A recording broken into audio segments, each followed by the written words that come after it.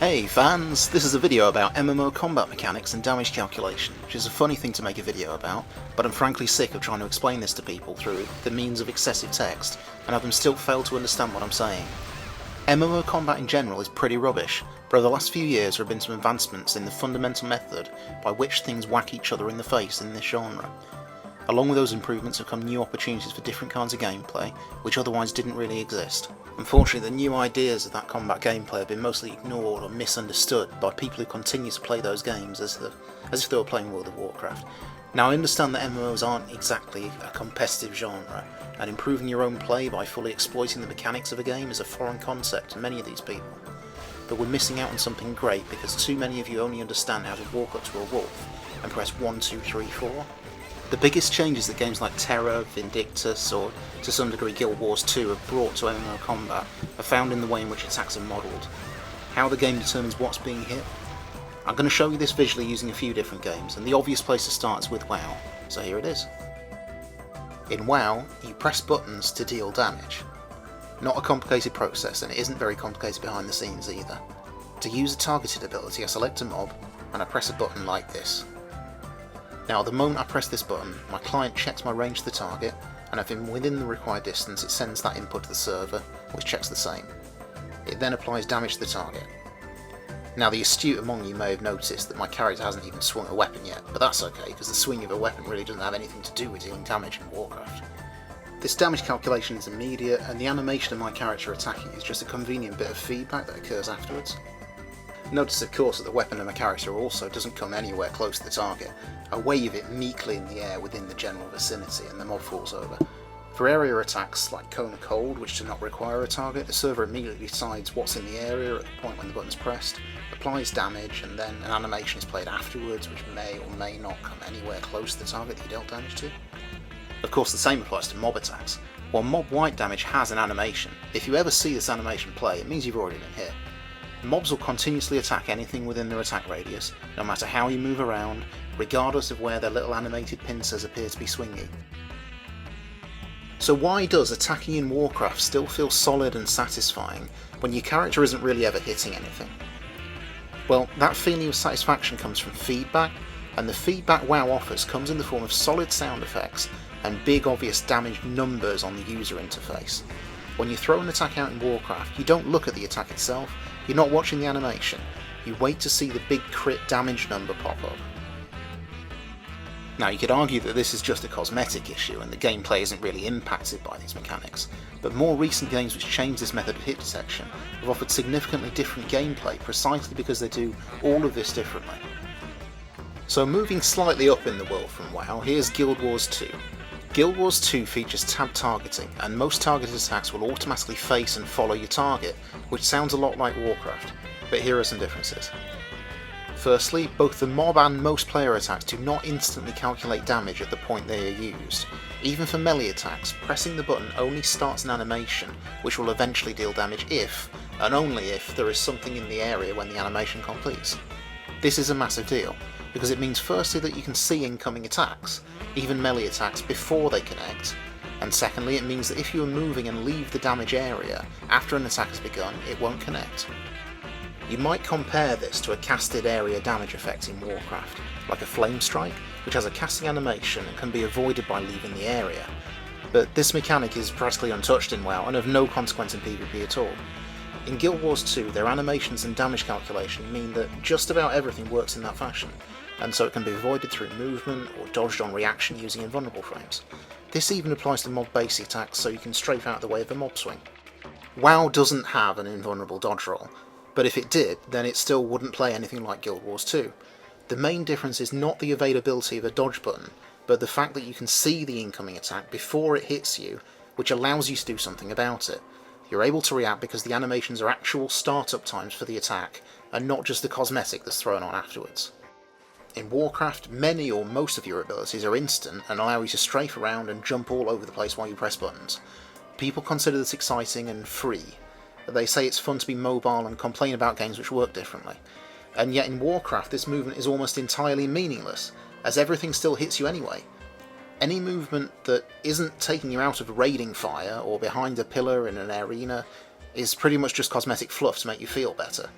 However, in Guild Wars, strafing around mobs in a circle while you beat on them actually avoids mob damage. Suddenly there's a difference between the guy bouncing around with full key bindings and a clicker just standing there on an open world mob. Okay, admittedly open world levelling in Guild Wars 2 was trivial and boring, and turned into large scale public event farming for money. Their decision to drop the class truancy worked out poorly for them, and their dungeon PvE encounters were bad, but those are not problems created by their way of calculating damage. And finally, at the extreme opposite end of the scale to Warcraft, you have TERA. Wait, let me find that rogue melee clip again because I want to put these side by side. Wet fish. Ow. Damn, do I even need to comment on that? So yeah, this is what it looks like when, instead of a big number for a crit on your user interface, you do combat feedback through the animation of hitting something really hard in the face with a giant hammer. I was going to do a comparison to a paladin, but I never got around to logging one on. But moving on, that's the cosmetic difference, and I really want to talk about the gameplay differences. I'm just making a note that TERA feels satisfying in a way that you could never achieve with the WoW method of doing damage calculation, which happens to be the same way that the Old Republic works, Rift, Ion. You know, we've been doing this wishy-washy shit for far too long, which is why it's exciting that we might finally be seeing a shift in the way this is done in MMOs. So what is it that makes TERA work differently to those games and feel so much better? Well, if you say the graphics, you're wrong. This isn't purely a cosmetic difference. The feeling of fully connecting with your attacks is down to a couple of differences in the gameplay, which separate TERA from Guild Wars. Firstly, TERA goes much further when it comes to calculating where attacks deal damage. While Guild Wars 2 mainly handles damage as an area cone in front of the mob, TERA has very tight hitboxes for every attack, which accurately represent the business end of a weapon as it moves through the world. In TERA, if an attack looks like it missed you, then it almost certainly did miss you. Of course, this means that for regular-sized mobs, attacks usually only deal damage in a very small area, and if you're freely running and strafing around, it's often very easy to avoid these small mob attacks.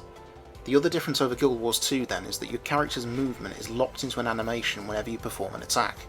You cannot strafe while swinging. This is a real point of contention, and a lot of people complain about this before they fully explore the gameplay, because they approach the game as if it were Warcraft. Walking up to mobs, looking them in the face and pressing 1, 2, 3. Then they complain that they can't strafe and jump as they do it. To people who think this way, I have to demonstrate something. In TERA, your movement is locked to an attack animation, but this is not the same as being rooted. Far from it, in fact. For some classes you have quite extreme amounts of movement baked into those animations. This movement is different for every attack, so some attacks are very slow and quite stationary, others dash forwards very quickly, recover fast, and maybe they have 2 animation stages, allowing you to change direction between those attacks. When you start playing with the movement of your attacks, you should realise something.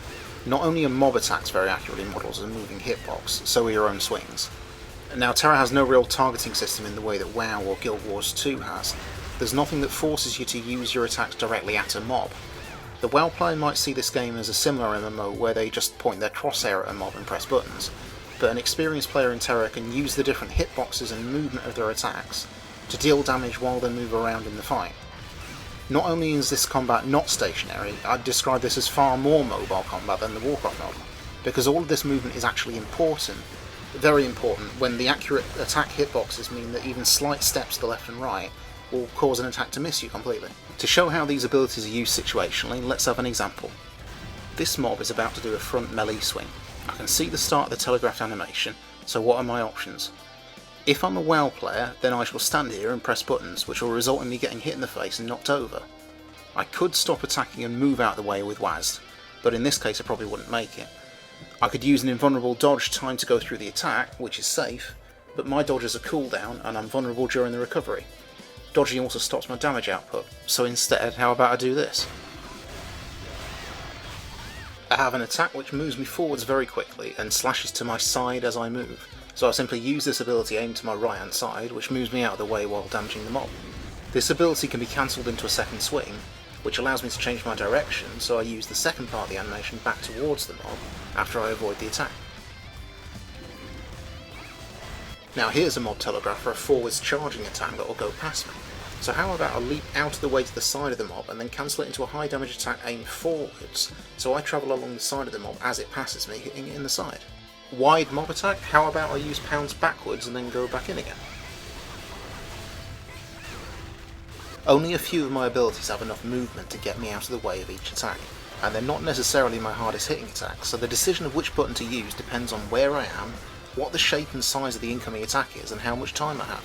By making the incoming damage that you eat depend on your positioning for every single incoming swing, and then by making movement a special property of each of your attacks, where different attacks move in different ways, TERA forces the player to make decisions constantly about which ability they want to use. That decision depends on where the player is and what the mob is doing. In other words, what TERA manages to do is completely kill off the idea of a DPS rotation. When you're soloing or tanking a mob in TERA, you do not choose your abilities based on some priority list of optimal target dummy damage, because all of your abilities are situational. They're situational because they all have different amounts of movement, different startup or recovery times. Some of them are safer than others, some have restrictions on when they can be cancelled into a roll or a block. The character that I'm playing here, practically every ability is a sword slash that just deals damage. They lack all of the Warcraft meta mechanics like procs and cooldown resets and so on, and yet every ability is useful, unique and situational. In Warcraft or Guild Wars 2, your movement and your abilities are part of two separate mini-games that rarely interact with each other. You move out of the fire on one hand with your strafe key, while you perform the same sort of damage rotation that you'd otherwise be doing on a dummy. Maybe you have a couple of different abilities that you use only while moving and do a cast when you stop, but ultimately your choice of button has very little to do with what is happening in the fight. By changing that concept around, games like TERA, Vindictus or Dragon Nest manage not only to provide gameplay that feels more solid and is visually more appealing, they also finally remove the need for the damage rotation as a centrepiece of MMO combat. No longer do fights have to be described as do your target doing rotation while not standing in the fire, and I would be very happy if I never play that type of game again. So let's have more of this sort of thing, eh?